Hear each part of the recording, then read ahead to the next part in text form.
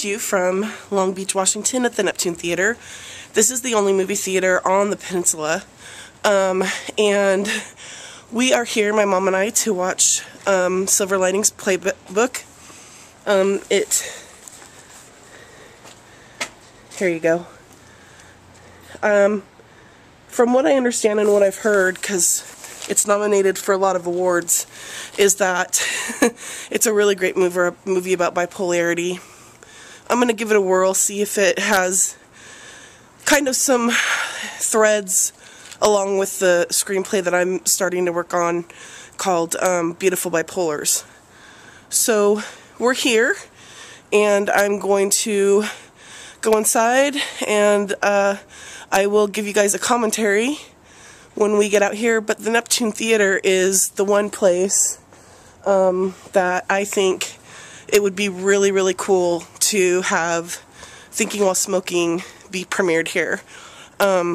Just a real small viewing for the most important people in my lives, if I'm able to get help packaging it and going through writing a query letter to an agent and getting accepted and figuring out a budget for it. I never really wanted to do a major motion picture, but I do have a couple of women who are powerhouses in the industry that might be able to help me with this once they've finished the script, and they'll have to decide for themselves. Like I said, it's a movie that the script, I wrote it in 17 hours, and I've never invested anything in it to write the movie, and I don't have a lot of movie money to put into producing it on my own. So anyway, we'll see what happens.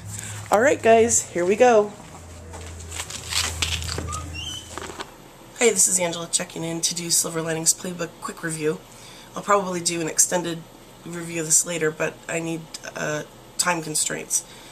If you haven't heard of the movie, it's a romantic comedy directed by David O. Russell, written by David O. Russell, based on the book of the same name by Matthew Quick. It stars Bradley Cooper, Jennifer Lawrence, Robert De Niro, Jackie Weaver, Chris Tucker, Anoop Kehar, and Julia Stiles as supporting role. It's been nominated for just about just an accolade of awards, and they deserve all of them because it is a great movie. However, I was diagnosed with bipolar back in 2004 as a formal diagnosis. I've dealt with it for 9 years, been in and out of 14 hospital stints, and still they let me go. A lot of people told me that I should see this movie because I would really identify with it. On some levels I did. The love story, loved the banter that went on when they were talking about the different pills that they had taken, Bradley Cooper and Jennifer Lawrence, their characters, Tiffany and Patrick. This is what I would have liked to have seen, though, and this is kind of why I'm a little bit blessed and fortunate that they didn't hit on the topics that I want to hit on.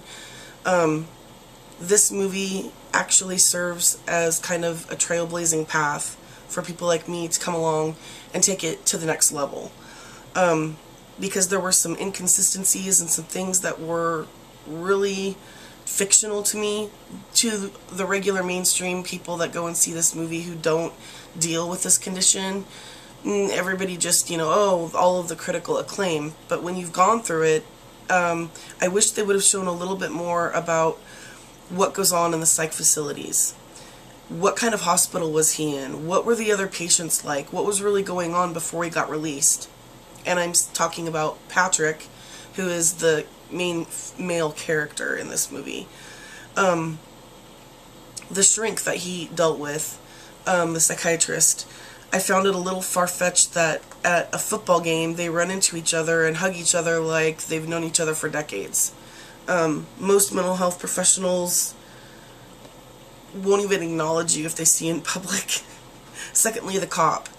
Usually when a cop is sent out on a 5150, which means a possible psych hold, they're not very nice. They're not nice at all. And in this movie, the cop that kept going back and dealing with him through every single encounter that was happening when Patrick would have a manic episode, it was like he was serving as a guardian. And usually the cops will come and slam you down, cuff and stuff you, the whole neighborhood's up and watching, and then the ambulance comes and carts you away, and they take you to a hospital, and they throw you in front of a bunch of people, and they take your blood and your urine, and it's this whole horrible thing. where they throw you in a tank, and then if they think that it's worthy, they'll put you into a hospital for 72 hours. And if you go in on a Friday, though, count on an extra 2 days. The symptoms, one of the symptoms of bipolar is sex addiction and promiscuity.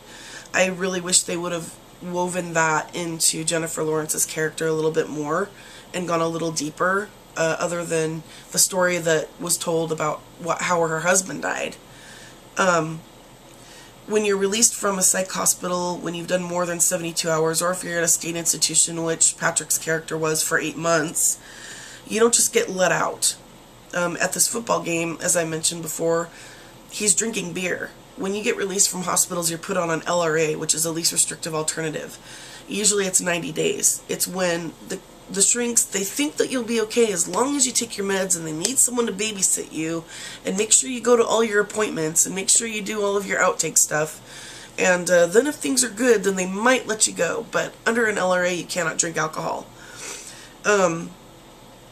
The mania that was exhibited in this movie was all violence. And I wish that there would have been a little more depth, which Jennifer Lawrence's character really kind of played that really well. The depth and the pain of where all of the behavior that she's exhibiting comes from in her own psychosis and her own mania and stuff. I don't like the term mental illness. I prefer to speak in terms of the context of mental wellness and mental health. I watched the Katie Couric interview, and then I went and saw the movie, and I took some time to really reflect on it. I think that this movie deserves all of the awards that it's nominated for. But Beautiful Bipolars comes in here. It's almost like they link up, these two movies, and then Beautiful Bipolar just skyrockets off into a have you crying one moment and laughing another. And it really kind of takes you on that emotional roller coaster that people who are bipolar, in some facets, in some cases, not mine, I was always mania, but it'll take them on that ride. A lot of people, you know, a lot of people don't want to take their medication, and a lot of the reason that people relapse and in their recovery is because they think they're fine, they feel fine, they stop taking their meds, and then they get themselves into trouble. And that happened with me a couple times. It was a beautiful, and has been a beautiful spiritual experience that I've been on. But by the same token, there is so much tragedy. My son and I almost died. He was in my stomach, and it's a real long story, and I want to take my documentary, you know, boom, shakalaka, give it to someone that might want to take it and go on to the Beautiful Bipolars. I originally gave Silver Linings Playbook a C-. I'm bumping it up to a B+, and hopefully when I watch it the next time, just for what it is, I'll probably give it an A. So congratulations to all of you. I salute you all, and hopefully at some point in the future you will be able to look back and say, we helped her get to where she is now. Alright, thanks for watching, and remember, wherever you go, there you are.